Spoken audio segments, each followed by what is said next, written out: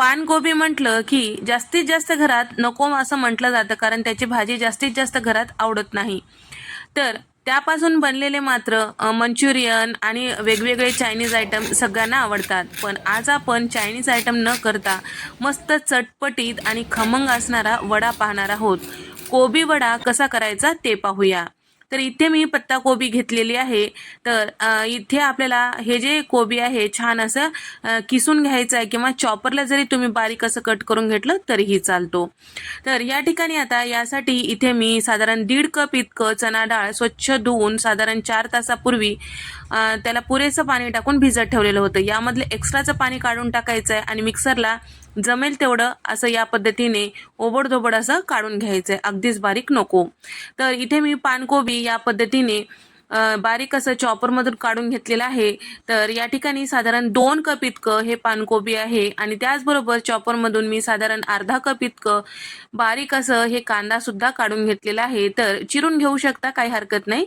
फक्त प्युरी वगैरे करायची नाही, चिरून घेतलं तर काही हरकत नाही, बारीक चिरा. पण त्याचबरोबर आता यासाठी मसाला तयार करून घ्यायचा आहे. तर 8 ते 10 लसूण पाकळ्या, 1 इंचाचं आलं इथे मी घेतलेलं आहे आणि सोबतच 3 ते 4 इथे मी हिरव्या मिरच्या घेतलेल्या आहे आणि 3 ओल्या लाल मिरच्या घेतलेल्या आहे. पण इथे मिरची अजिबात तिखट नसलेली आहे, कमी तिखटाची म्हटलं तरीही चालतो. तिखट जर मिरच्या असतील तर कमी प्रमाण घेऊ शकता, फक्त हिरवी मिरची सुद्धा घेऊ शकता, काही हरकत नाही. मिक्सरला हे छान असं फिरून घेतलेलं आहे, यामध्ये टाकून घेतलेलं आहे आणि सोबतच भरपूर कोथिंबीर, अर्धा चमचा हळद, 1 चमचा धने पावडर आणि अर्धा चमचा गरम मसाला, 1 चमचा जिरे, अर्धा चमचा भाजलेले जिऱ्याची पूड आणि अर्धा चमचा इतकं ओवा हातावर चुरून टाकायचा. थोडंसं काळं मीठ यामध्ये टाकून घेतलं आहे आणि चवीपुरतं मीठ आणि थोडंसं इथे मी चणा डाळ भिजवलेली ठेवलेली होती, साधारण मुठभर इतकं ते सुद्धा टाकून घेतलेलं आहे. भरपूर असे पांढरे तीळ, साधारण पाव कप इतकं पांढरे तीळ यामध्ये टाकून घेतलेलं आहे. सगळं छान व्यवस्थित मिक्स करायचं आहे. इथे लक्षात घ्या, आपल्याला हे पूर्ण व्यवस्थित मिक्स करून घ्यायचं आहे. पूर्ण व्यवस्थित मिक्स झालं की लागेल तसं यामध्ये आपल्याला कॉर्नफ्लोअर टाकायचं आहे. कॉर्नफ्लोअर जर तुमच्याकडे नसेल तर तांदळाची पिठी सुद्धा तुम्ही वापरू शकता, काही हरकत नाही. तर इथे मी साधारण कपभर इतकं तांदळाचं पीठ यामध्ये टाकून घेत आहे, पण टप्प्याटप्प्याने टाकायचं, एकदाच टाकायचं नाही. फक्त याला बाइंडिंग येईल, छान असं वडा थापता येईल इतपतच आपल्याला यामध्ये कॉर्नफ्लोअर टाकायचं, जास्तीचा नको. छान कुरकुरीत वडा आवडत असेल तर कॉर्नफ्लोअर नक्की वापरा किंवा तांदळाचं पीठ वापरा, चालतो.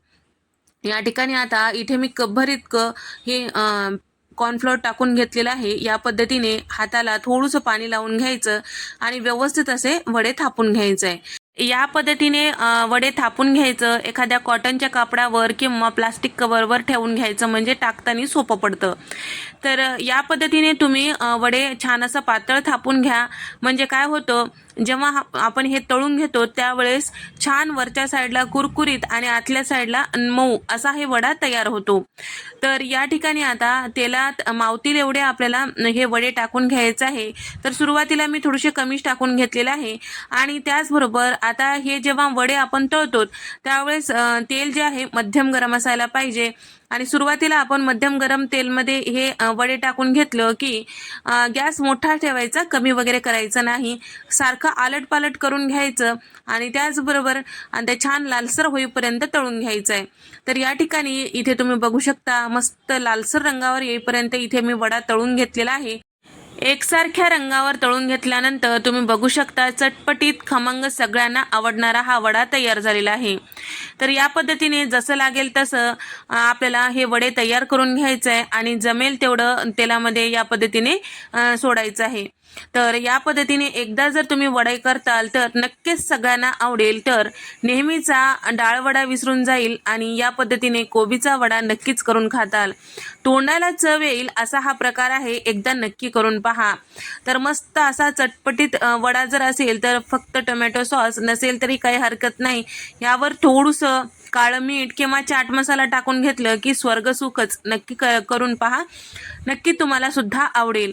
तर हा वडा अतिशय खायला खमंग आणि करायला सोपा आहे. तर तुम्हालाही चटपटीत पदार्थ आवडत असतील तर व्हिडिओला लाईक करा, शेअर करा आणि सबस्क्राईब करायला मात्र विसरू नका. अशाच मस्त नवनवीन रेसिपीजमध्ये आपण भेट देऊया. तोपर्यंत नमस्कार.